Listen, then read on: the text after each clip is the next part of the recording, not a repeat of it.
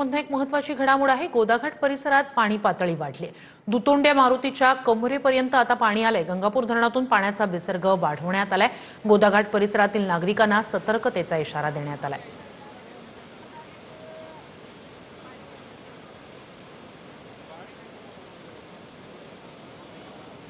अधिक या सगळ्या संदर्भात जाणून घेऊया आपले प्रतिनिधी चंदन पूजाधिकारी यांच्याकडून। चंदन, अपडेट्स काय?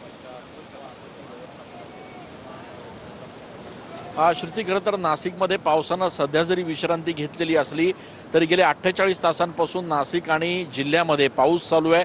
आपण बघतोय की गोदाघाट परिसरामध्ये पाण्याची पातळी जी आहे ती या ठिकाणी वाढलेली आहे। गंगापूर धरणातनं 2272 क्युसेक एवढा पाण्याचा विसर्ग करण्यात आलेला आहे आणि पाणलोट क्षेत्रामध्ये पाऊस सुरू आहे, संततधार सुरू आहे। त्यामुळे दुपारनंतर गंगापूर धरणातनं आणखी पाण्याचा विसर्ग वाढवला जाऊ शकतो। गोदाघाट परिसरातला दुतोंड्या मारुती जो आहे त्या दुतोंड्या मारुतीच्या पायाच्या गुडघ्यांच्या वर देखील आता पाण्याची पातळी जी आहे ती या ठिकाणी बघायला मिळते। सिद्ध पाताळेश्वर मंदिर असेल त्यासोबत